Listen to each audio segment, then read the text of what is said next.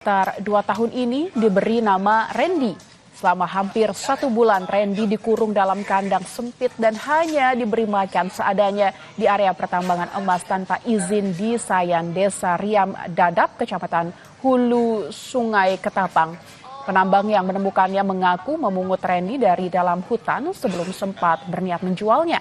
Namun setelah mendapat peringatan dari warga soal risiko hukum, ia akhirnya melaporkan temuannya ke BKSDA dan menyerahkannya secara sukarela. Dari pemeriksaan awal dokter hewan liar, Randy dipastikan dalam kondisi stabil. Meski demikian, ia membutuhkan perawatan lanjutan karena terdapat bekas patah tulang di paha kiri yang mulai menyatu. Ini kita melakukan rescue, alhamdulillah. Kita melihat kondisi anak orangutan dalam kondisi sehat. Diperkirakan umur 2 tahunan. Untuk kondisi fisik, hasil pemeriksaan kedokteran itu menyampaikan bahwa dalam pernyataan sehat walafiat. Untuk saat ini mungkin tindakan lebih lanjut akan kami coba untuk bersama mitra di pusat Yayasan International Rescue untuk melakukan observasi kembali. Para guru di SMP Negeri 1 Solo, Jawa Tengah mendapatkan kejutan manis dari para siswa dalam rangka peringatan Hari Guru. Peringatan Hari Guru dimulai dengan upacara yang seluruh petugasnya merupakan para guru.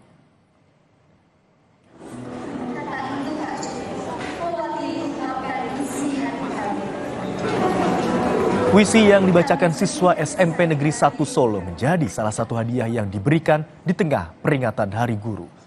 Suasana haru terasa di tengah pelaksanaan upacara Hari Guru. Kejutan pun diberikan para siswa usai memberikan bunga sebagai bentuk penghargaan bagi guru-guru mereka. Siswa membentangkan spanduk dan menerbangkan balon sembari mengucapkan terima kasih pada para guru yang selama ini telah membimbing mereka di sekolah. Dalam kesempatan ini, para guru pun berterima kasih atas kejutan yang diberikan siswa SMP Negeri 1 Solo. Kegiatan hari ini tidak hanya sebuah apresiasi bagi guru, tapi menjadi kenangan. Suatu hari anak-anak baru akan menyadari betapa pentingnya guru pada saatnya.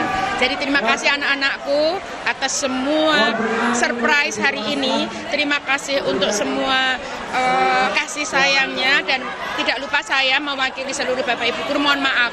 Pasti dalam pelayanan ada yang kurang, mudah-mudahan nanti bisa kita perbaiki bersama. Tapi ada satu, no bullying. Di Manado, Sulawesi Utara, upacara peringatan Hari Guru berlangsung di halaman kantor gubernur. Saat memimpin upacara, Gubernur Sulawesi Utara Julius Selvanus menyampaikan apresiasi dan rasa terima kasihnya kepada para guru di Sulawesi Utara.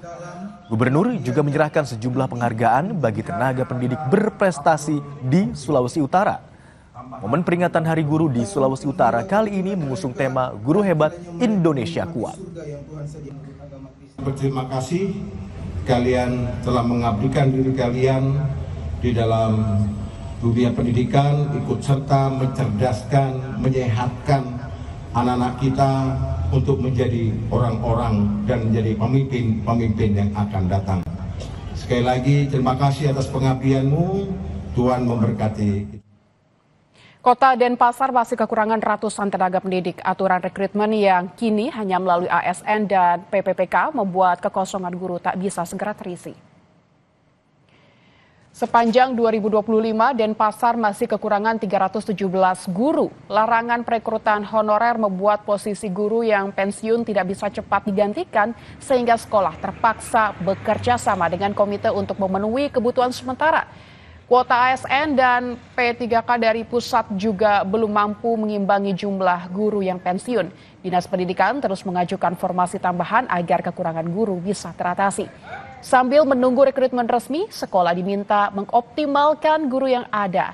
Pemerintah daerah khawatir kondisi ini dapat memengaruhi kualitas pembelajaran, terutama di tingkat SD dan SMP.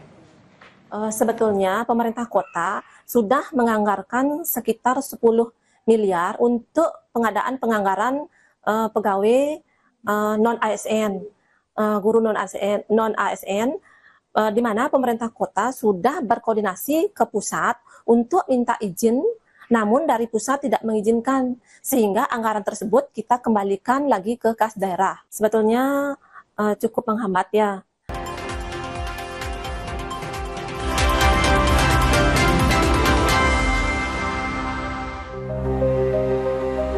Berkat donasi yang disalurkan oleh pegawai PLN UIP Sulawesi, Ibu Risna, salah satu penerima manfaat program Light Up the Dream 2025, merasa sangat terbantu.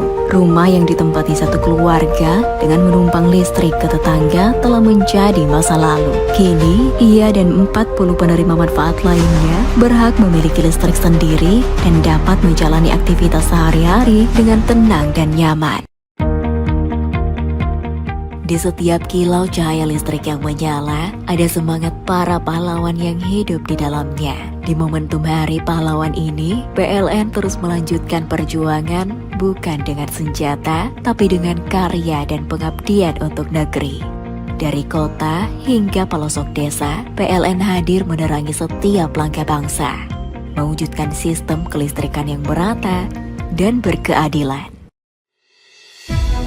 Melalui program Inspiring Sri Kandi Women Support Women, Sri Kandi PLN UIP Sulawesi menghadirkan dukungan nyata bagi pelaku usaha mikro di Makassar, Poklasar, Mandara Food, khususnya mereka yang berperan sebagai ibu sekaligus tulang punggung keluarga. Program ini menjadi wujud kepedulian PLN terhadap penguatan kapasitas UMK, sekaligus bagian dari komitmen sosial perusahaan dalam mendukung pemberdayaan perempuan.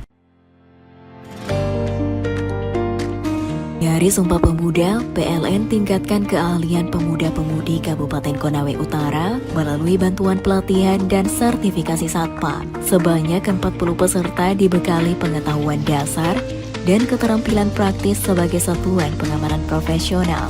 Melalui program ini diharapkan peserta dapat menjadi tenaga satuan pengamanan yang kompeten, profesional, dan siap bersaing di dunia kerja.